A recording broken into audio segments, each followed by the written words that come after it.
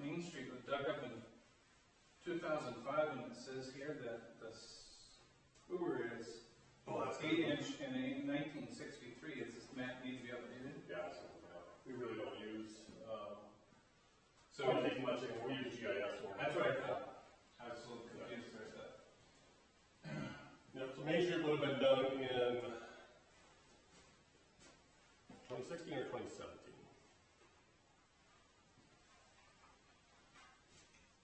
You have a PowerPoint. I'm proud of you. Yeah. Did you get a handout? Hmm. I'll bring it. Go ahead.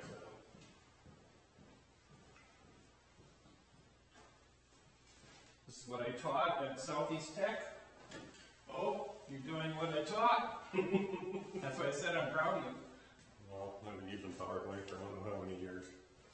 Well, you know, a lot of times people don't do very well, but I can see you have a map, you have a Excel chart with a legend, with labels. Dual axis. Yep. Yep. So obviously you know how to do Excel well. I often have to remind myself how to do some of those finer tricks, but we get there. My friend's a farmer. Yeah. Never had Excel training, and he's better than I am. And I've taught it for 20 years. Sure. And his daughter's better than me. Like, way better. Whoa. Well, it is an open house, but I think I'll just get started and we'll just go through it, and if more people come, we'll just take questions as they come. I try to get people to come. No problem. I want more people to be involved, but it seems like... Well, that's why we hold these, for folks Yeah. to get involved and have an opportunity, so.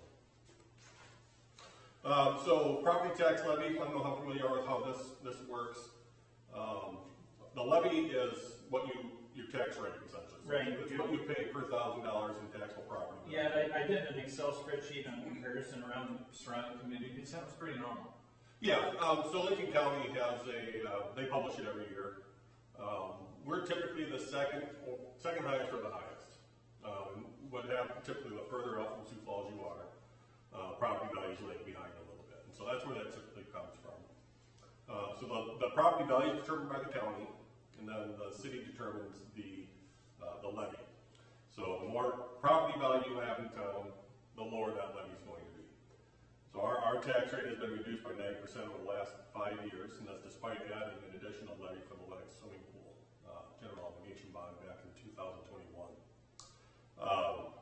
So in that chart, you'll see what our levy is now and what it would have been without the pool as well. So without the pool, we'd probably be pretty close to where T is.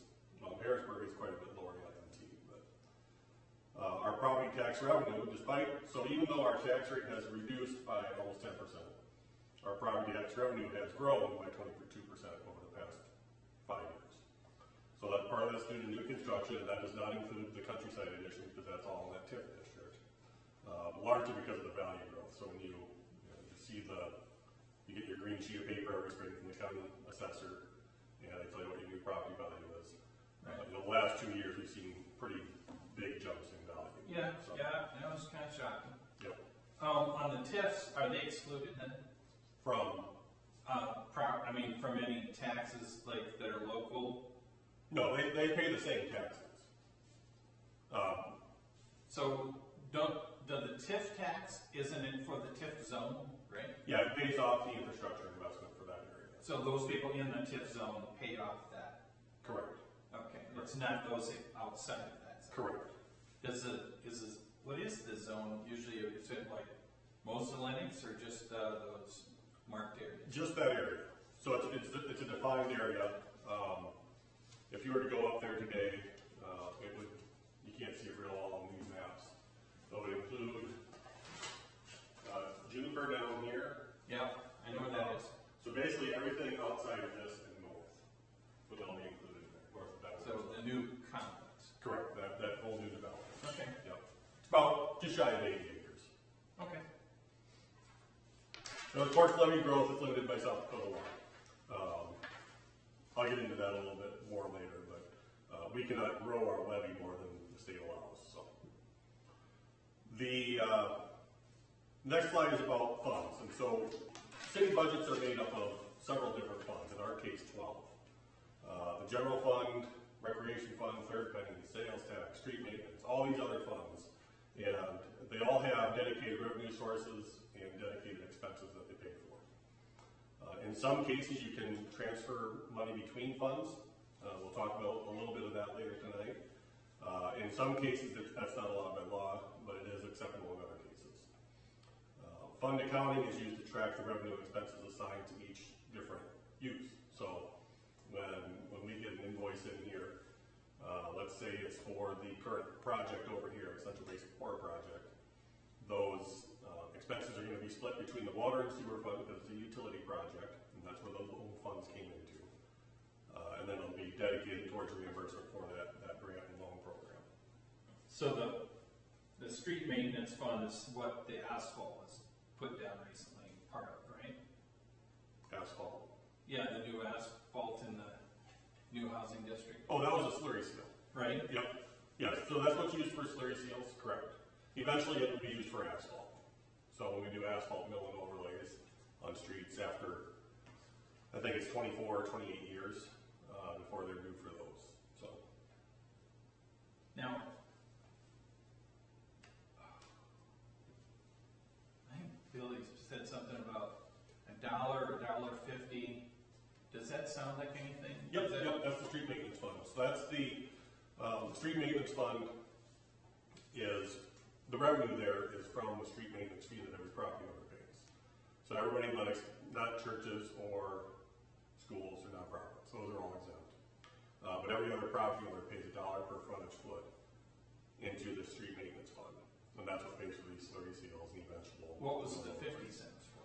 The 50 cents is the increase for next year. Next year will be $1.50, and then they forecasted out an increase to $2 in 2025 and $2.50 in 2026. Okay. I think. So to get it to where the engineer's recommendation was. And who sets the recommendation? City engineer. Okay. Yeah, based on life of asphalt, life of streets, when we're going to have to mill and overlay. We try and budget about $125 a year for slurry seals. And that generally keeps us on that 7-year schedule. 30 years should be done every 7 years on the street. So Every 7 years. 7 years, yep. Okay. All right. So overall goals for the budget this year, or next year I should say, is keep reducing that total levy. If you go back to the first slide, you'll see that we're going to accomplish that. We'll be under 7 mills. I don't know when the last time that happened was. I'll probably go back and check, but my guess is it would be well over a decade ago. So what does that mean? That means the tax rate continues to go down. Okay. So as property values increase and as we get more property in the town, that tax levy reduces. And so the tax rate goes down. If your taxable value of your property stays the same, you will pay less in taxes next year. Okay. If it goes up, which it usually does by at least a little bit, you probably pay close to the same or a little bit more depending on what the value change is. Now the new district is helping that, right? It helps improve the total value of the community, Okay. the total taxable value. Right. Does that help that bring it down then? Yes, but not significantly. Most of that growth happens within what's outside of that TIF district, because that TIF district again is dedicated towards paying off that area. Do they have special assessments fees then too? The street maintenance fee? The newer district, yeah. They pay the street maintenance fee, yes. And that comes out as a special assessment? Yes. Okay. Yeah, that's what it shows up on your taxes as a special assessment. Yeah, all right. Every I property know how value- that works, and I looked at those before. Yep. So every residential and commercial property in town pays those. Now, will they get a separate one for that last slurry seal, or, like a new one for next year, or is that part of everybody? A new assessment? Yeah, a special assessment for the slurry seal. No, so the whole community pays into that fund, and it funds slurry seals throughout the community. Okay, I got you. So it's not as if, they did Main Street. It's not like everybody on Main Street now pays $1 or $2 or something different. Everybody pays $1 in this year. That goes to fund slurry seals throughout the community. Okay, gotcha. So just a summary for the general funds, just some highlights. We'll go through a little bit more if we need to, but again, the focus on livability, so it's quality of life issues. We're going to replace some of the trees in the park, both parks. Storms over the last few years have taken up quite a few there, so we're going to focus on that. We'd like to do some silica sand for the volleyball courts, but I don't know what that's going to happen. That's pretty expensive, and I just don't see it penciling out next year. So, permanent pickleball lines on the tennis courts. We've had pretty good response to the new league this year, so that'll happen. It's time for some new desks at the library. That would be a shared cost with the school district under our operating agreement. There's also a grant out there that we're going after. We've got an increased allocation to the Lennox Area Development Corporation to $100,000 or $90,000, I should say. What does that go for? So what they're going to do with that is continue the facade improvement program and the home improvement incentive program. Yeah. Okay. Yep. That's awesome. An increase in the Lennox Fire Department and the new marquee sign at the corner of Highway 17 and Boynton Avenue. That has been moved to the second punny fund now, though. So that's not included in the general fund at this point. What's a marquee sign? So this is the sign that we talked about for announcing community meetings, community events. Is it like a ticker tape sign? It's a digital sign, yeah. Like a digital ticker tape? Yeah. Or like the stuff you get out of Brookings, I forget what the name It would be an electronic sign. Electronics. Okay, Yeah. gotcha. Most likely an electronic sign, I should say. Okay. So overall, if you go to that next page, you got a couple of charts there about how the general fund revenue is distributed and where the expenses are distributed. Obviously, most of the revenue is from property taxes, about $1.3 million. Sales tax makes up another $600,000 or so. Fines and fees, so this would be like building permits, parking fines, library fines, robo-site fees, those kinds of things. That makes up about $200,000.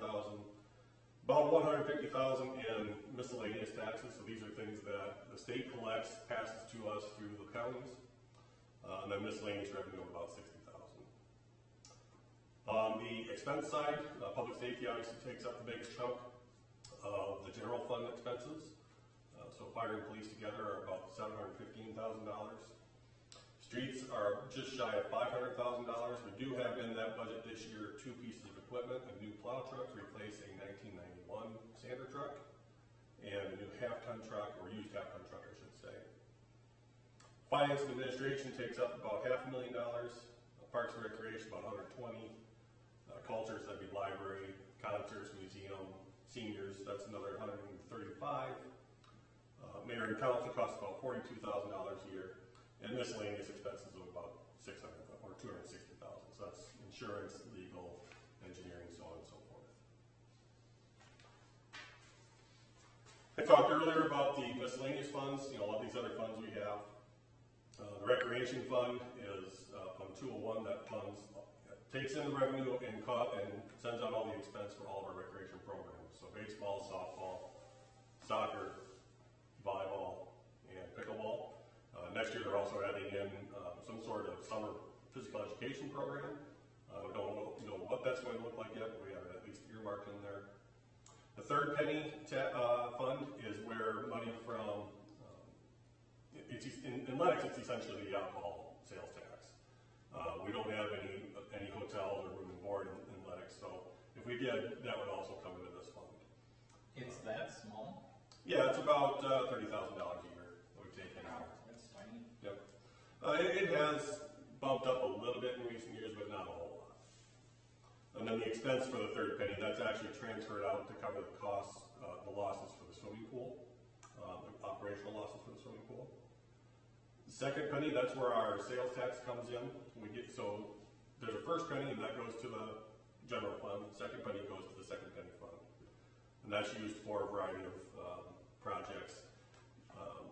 Economic development and street maintenance are really the 2 big ones, or street repair. We don't use it much for street repair anymore. The bulk of that expense is to pay off 2 sales tax bonds that were used to fund recent infrastructure projects to help take the cost off of water and sewer fees. Those are government bonds, right? Pardon? Those are government bonds we request from the state type of thing? No, we get those from banks. You Banks, You know, okay, they are government bonds, but they're secured privately. okay. Also going out there, you're going to see, hey Lauren, you're going to see expenses for that marquee site I was talking about, a couple of other miscellaneous expenses that come through there. I did get your email about the park, and I meant to include it, so I'm glad you said something. We will find a way to include it. Lauren actually emailed me earlier and said the band shell needs some painting. And actually, I think it needs some more structural work too. So I think we're probably going to try to get an assessment next year on that. Just to Paint would be fine with us, but if there's more, that'd be great too. Yep. Then there's that street maintenance fee I was talking about. That's where that $1, next year $1.50 per foot fee goes into. It takes in far more revenue than it sends out because eventually you need that fund to pay for larger projects. And that's where you port it over to something else. Pardon? That's where you can port it over to another.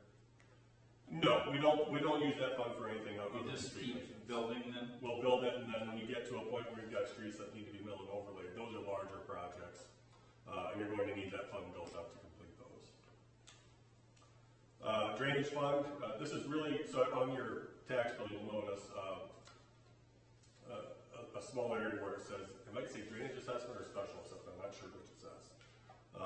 So every property in town pays a drainage fee that was set up back in the early 90s, I think, to help defray the cost of storm drainage.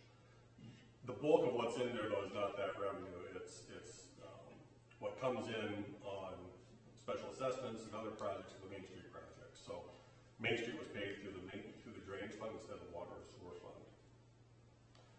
We've got the pool bond in there. This will be the 4th year of debt service on the swimming pool bond, which means there'll be 11 years left after this before that is paid off. Pretty even in and out for that, obviously. Now on water and sewer. Water and sewer funds, just a quick summary on these. These are enterprise funds. And an enterprise fund is set up as you would see a business fund. It's meant to operate on its own. We don't want to see funds transfer in or out of these funds because they are set up as businesses, so we don't push anything from other funds into here, and we don't use the revenue for these funds to cover general operational costs. The water fund, we purchase water from Lewis and Clark Regional Water System, and then the revenue consists of metered water, which is your regular rate per cubic foot, and the surcharges, which is also based on cubic foot, but it's so based on usage. In the sewer fund, you've got revenue consisting of flat meter rates and surcharges. Commercial entities that use over a certain amount also pay a usage charge. And then there's 2 expense areas there. You have the collection system, which is basic maintenance of the pipes and everything else, the lift stations. And then the treatment system, which is the wastewater treatment facility southwest of town. And whenever I talk about the wastewater treatment facility, I leave an open invitation for anybody to come out there and tour that facility. It's not as stinky as you might think it is. I was talking to the mayor about the surcharges, and they're set by, they were added on because of, is it the Highlands? No, that new project? You're replacing the water lines and sewer, or? Yeah, so the surcharges pay back the bonds that we borrow for a number of our projects. So you'd see on there, I'm going to just rattle off a bunch because I think it's all of them. The water towers, or water tower project, wastewater treatment facility, Central Basin 1, 2, 3, and now 4, and Boynton Avenue. So those projects are all funded by grants and loans from the state SRF, revolving loan program, and they're secured by surcharges on all users. Is that the only way to pay that off? Through rates, yes. I mean, you could transfer funds again from other funds to do that, but water and sewer are set up to operate as businesses on their own without anything outside coming in to help offset that. They're really set up no differently than any, like Mid-American or Excel. You'll see a transmission charge from Excel and facility charges from Mid-American. It's really the same thing. So water fund summary, we are recommending no rate increase in 2024 at this point. You may remember that we're working on a rate study right now with HDR Engineering. When that comes back, we'll have a much better idea of what needs to happen with rates, if anything. We just don't know at this point. We'll be adding a new full-time employee in water and sewer, so 50% of that will be allocated to the water fund. Our expenses in the water fund are going way down next year because we had a major decrease in our water tower maintenance costs. Over the past 5 years, we've paid about $120,000 a year to get those towers up to where they really needed to be. And we've reached that point, so now it's $40,000 a year for those maintenance costs. You'll notice quite a bit of net gain there in the water fund, and what that's for is to pay off the principal on those loans. So in an enterprise fund under our accounting system, expense is, or interest is recognized as a direct cash expense in these budgets, but principal is not. It just comes off of your balance sheet. So we recognize that by making sure we have enough net gain in that fund to pay off the principal that's due that year. I want to say it's about $160,000. When will that be paid off? It's different for every loan. The next one is matures 2028, I believe. And that's the Lewis and Clark project. When we initially became a part of the Lewis and Clark system. The one after that, I think, is the water tower, which is sometime in the 2030s. And everything else I have to look. Do we have any backup water source in case Lewis and Clark goes down? We have a backup with South Lincoln Rural Water. Okay. Yep. Sewer fund side, again, no rate increase recommended. Of course, that could change based on the rate study. Adding that 50% of that full-time employee that we already talked about. Again, same thing here. We have a pretty sizable net gain there. That's to make sure we have enough to pay off whatever principal is due. In the ambulance fund, revenue consists of insurance and cash payments for services.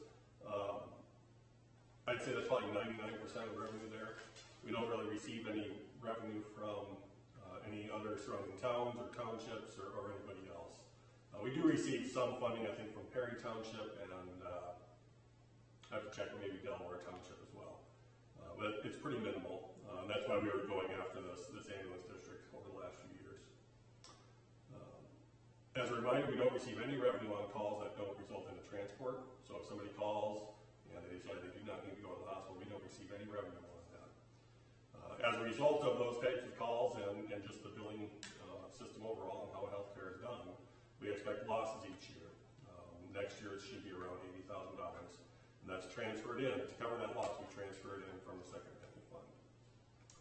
No real major changes to that revenue and expense structure for 2024, although they do expect to have, I think, 520 or 530 calls in 2024. On that FTE, For water and sewer? yeah, what is that about, man? It's a new employee. It's an additional employee for those departments. Okay. So we used to operate that department with 2 full-time employees. Over the last 3 years, we've done it with 1 and shared help from other departments. And it's just it's not feasible anymore. We do have an on-call schedule that rotates between all the public works staff, but with only 1 licensed operator on staff, it really falls to that 1 person for everything that goes on, and it's not sustainable. And then the last slide is the pool fund. So this is where the pool operating expenses lie. Debt service is in a different fund.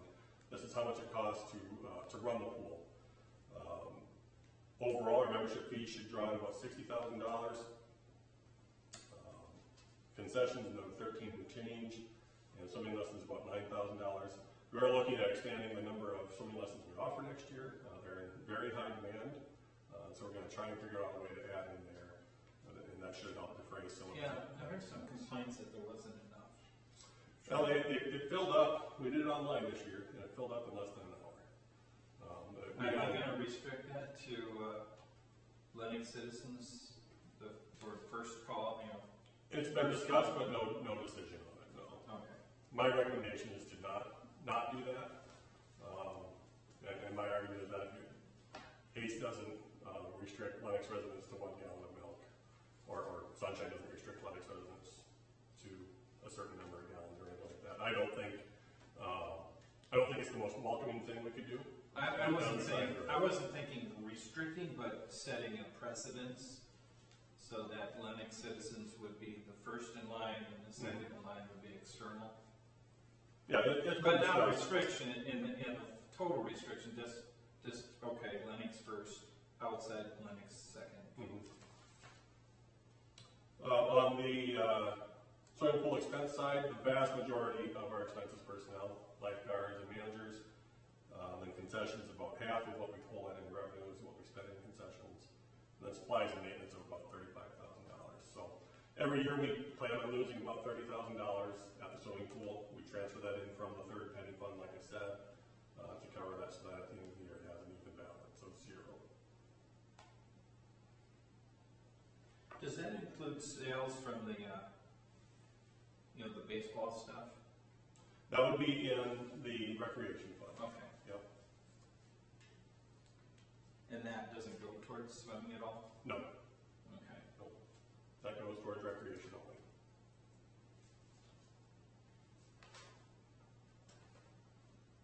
I know I missed your part about the recreation because I was driving and listening to you on YouTube. I heard about the concession stand and the bat issue. Yeah. Can you talk about whether there's budget to take care of that for next year? We're just doing that now. Okay, Yeah. okay, yeah. I know exterminators were in there again on Monday. Okay. I've seen them all over town. Like And every night I walked last week, I would see them on a sidewalk or a street. we've Or historically had bats in this town. I had as bats. far as I got know. rid of them easy though. I just put up like 100 Febreze sheets. and they didn't like that. That, oh, they're gone. They're gone forever. Somebody mentioned, I was in Pell Pals last night, and somebody mentioned building bat boxes. That's what I was going to ask too, is if, do you need a partnering organization to help you do something like that? I'm going to talk to, I think Kelly was the one that mentioned it last night. Okay. And I was walking through the park. I can't remember who maybe it was Scott Ford. Okay. I can't remember. Okay. I'm sure Yeah, Jake he's makes a some. local contractor, Yeah. so, but I was just curious, like, if the city doesn't have budget to do that, would you need like a local organization to donate the funds to have them built by someone and put up? It wouldn't hurt, and we would never turn down funds to help with something. Sure. But I don't see it as a huge expense either. Okay, I yeah. mean, I can't don't imagine it know take what that it much would cost, longer. And I don't know how many we could put up and, Right, and what where. the proper way to put them up. Can they just go in trees? And I know we have a lot of You should trees. put them up. I didn't know anything about them until. Yeah, You should put them up where they want to be, and then they want to be in the box instead of in your attic. exactly, yeah. Yeah. These guys are hanging out behind the donation sign of the concession stand. Well, that makes sense. Likely food stores. Yeah, and it's a good location, Yeah. So we had to clean it all out last week before the tournament. And, sure enough, Sunday night somebody was in there and saw them hanging out around the building again. So yeah. Yeah, I put up a bunch of Febreze sheets. They left, never came back, and then I sealed up all my holes. Yeah. And I probably could have done a better job because it looks pretty tacky, but I'll probably redo it before. And you did say there's budget for new trees in both parks? Yes. Okay. Yep. I think we got 5,000 in there right now. I am planning on applying for the Arbor Day Foundation grant. Should be a couple arbor grants from the state too. Yeah, the state does one through State Forestry Department. So we'd apply for that one. That one I think we've got a far better chance of getting. The Arbor Day Foundation likes to focus the grants they give to cities that are already part of Tree City USA, and we've never done any of that. So I would think if we were to focus on it for a couple of years, we could probably get that designation. Might as well. We're going to lose all our ash trees. Start replacing. All our maple trees. We're going to lose pretty much everything. I went to SDSU's thing that they do, a Master Gardener thing, and the tree guy was there, and he said, pretty much going to lose everything in 5 years. Ash trees are already starting to show this year. Oh yeah. We're starting to look pretty weak. So is this something that's open to public vote, or is this something that just slips through the budget? It's not something that's voted on publicly, no. Okay. Other than the city council has to approve it.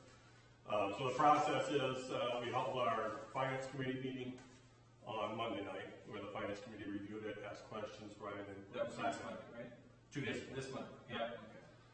So we held that, made a couple of adjustments yesterday. We'll probably make some more in the next week or two.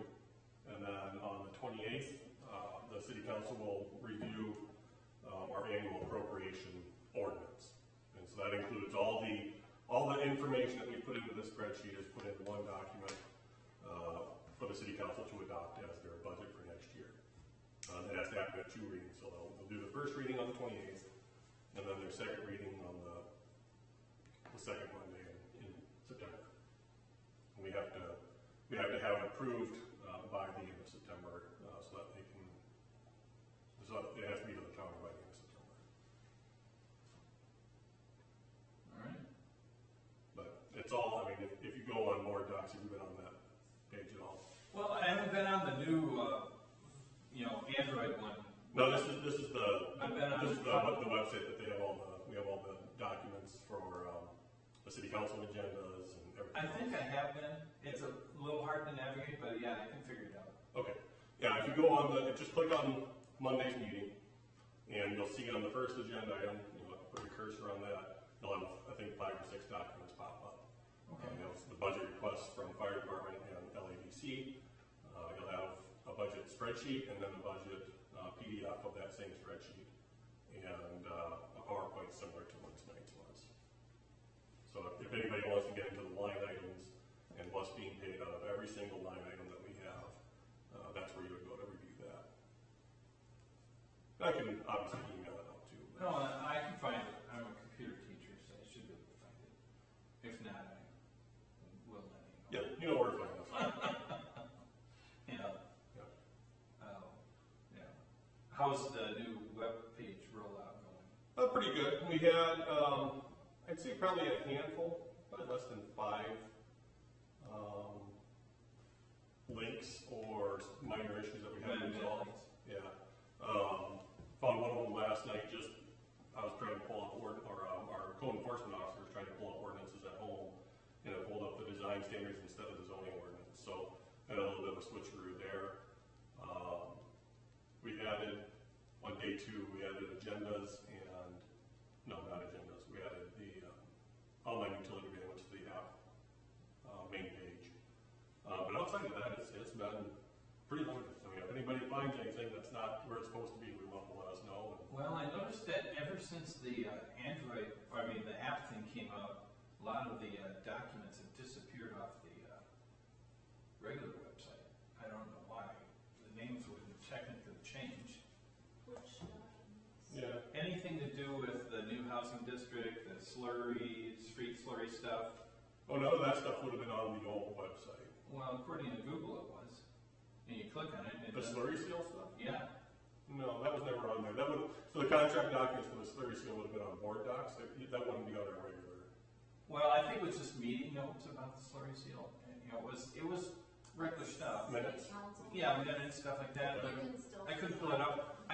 If you Google, slurry seal, city of Lennox, and in the advanced search section, it brings up a bunch of links, and I was able to get to them in the past, but Yeah, recently I can't get to them. Pulling up right here. Okay, Yep. I'll go back and look at it again. Yeah, so if you look at, let's see. Trying to find the one where we would have added in a section for the slurry seal. I think it was July 10. Is it under the docs one then, instead? You'll find it there too, but right under, if you go to our website, click on documents and look up 2023 minutes. It's right there. Okay. Yeah, slurry seal project change order number Well, 1. the link must have changed then, and Google lost it then. Or hasn't figured it out yet, because Google bots will search it. Now they hit the websites, they search, they find stuff, and then they add it to their index list. Yeah, that works. But if the name changes or somebody moves it out of the folder, then it's no longer available through Google search. Well, the whole website changed, so. When including the main, the the regular computer-based website. Correct. Okay. Yeah, When did that happen? same day the app came out. Oh, well, that explains it. Yeah. Okay. Yeah. Alrighty. But I mean, the URL and everything is still the same, but. It should be the same. Yeah, I agree. It should be the same. So the Google bots will just have to go back through it. Yeah, you can go to Google and type in advanced search, and then you can come up with. Have you ever done that before? I work in marketing, so I know, I'm familiar with You it. know what I'm talking about, yeah. And then you don't have to search so much. It just searches one domain. So it's very handy. Trying to pull it up here so you can see what we're looking at. That's beautiful. That's not what we're looking at. That's pretty cool. I wonder where that's coming from. That would be, looks like the Horn of Africa to me. It's probably much warmer than it is here, and I don't care to visit at this point of year. So, this is the main page, Okay. the menu, and documents. Okay. So, meeting notes right there. And go scroll back up to the top. Just want to see your URL at the top. Oh, that's the same thing. Mhm. Interesting. Okay. So we've got all the meeting minutes going back to 2012, all of our monthly performance management reports, revenue and expense reports, audits, planning and zoning minutes, resolutions, all that stuff. So, All right. yep. Everything you could ever possibly want to know, and then some. About what we got going on here. I just see us very sealed. That's just this year's map. So. You know, I ran into some information. Why are we using slurry seal type 3? That's a standard spec that Sioux Falls and most of the surrounding communities use, I imagine. That's not what I discovered. They use type 1 and type 2. Sioux Falls is using type 1. Yeah, type 1, type 2, or slurry. So we use the same contract they use. It's their contract. I'm just saying, yeah, most people use type 1, type 2, we use type 3. So it's fine, medium, and coarse. We're using coarse. Seems a little unusual, but It's a perfectly acceptable practice. you know, I haven't found a single engineer to say that, or contractor. Okay. So It's perfectly acceptable practice. I mean, I hear that. if it wasn't, it wouldn't. I hear it a lot, but I talk to, well, every engineer, every contractor I talk to says no. But it is standard for highways. Mhm. So right out here in front of Sunshine. Yeah, it is standard. And it is very common. It offers a pretty strong protection where it works, and that's the reason to do it. Well, I believe that. I'm just curious why we're not using the residential version rather than we're using the highway version. And I would disagree, this is the residential version. Okay. That's just not what the industry documents say, but that's based upon what I've discovered. Well, it's kind of, I just disagree. But I do believe it's definitely used for interstates and highways. Mhm. Very common, and it's typically what goes down. So, I can assure you it's the exact same product that went down in multiple towns on this exact same contract. it is highly probable. I agree with that too. I'm just saying You said I haven't found you were the only ones that used it. I'm just saying I haven't found an engineer or asphalt contractor that would do a residential in type 3. That's what I'm saying. It's just type 3. Okay. Type 1 and 2, fine and medium, but not type 3, of course. Okay. I just found that a little odd and recently. It just seemed a little bit weird to me. But, I mean, if that's what the city engineer says, I suppose it's good. Yeah, it offers a very good wear course. Well, I think it's indestructible. It's just a little aggressive. I mean, that's say why- indestructible. There's ways to ruin it, but I mean, that's why it's on interstates and highways, because they get a lot more traffic than residential would. Mhm. So that's kind of like how I'm looking at it. It's a great product. It's probably the best wear adhesion product there is.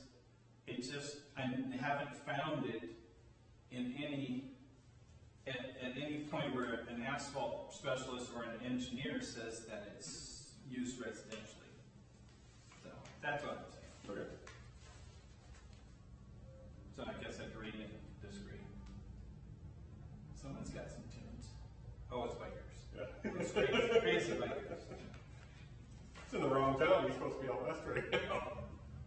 They got rained out, didn't they? Yeah, they have a lot of rain. Sounds like last year. I saw some Been pictures of pretty the nice. water the size of gas tanks. Yeah. I'd be. Yeah. I talked to a couple of guys that live out there last night. They said it was kind of a rough weekend, but so Yeah, far this week has been. I thought it was fake. Yeah. And I had to go read more about it. I thought, well, this is like down in Florida or something. Someone took a picture and said, you know, Sturgis got flooded. It's like, did you see those? No. Yeah, it's looks pretty bad. Yeah. Bikes are, they're not floating, but they're like little boats, sitting, you know, kind of swaying back and forth. Well, I don't have any questions. How about you? I had questions related to different things, so. All right. Well, I'm game for anything, so I'm here. I'm out of questions. All right. And so, I'm going to grab the camera here quick, and Laura and I can follow.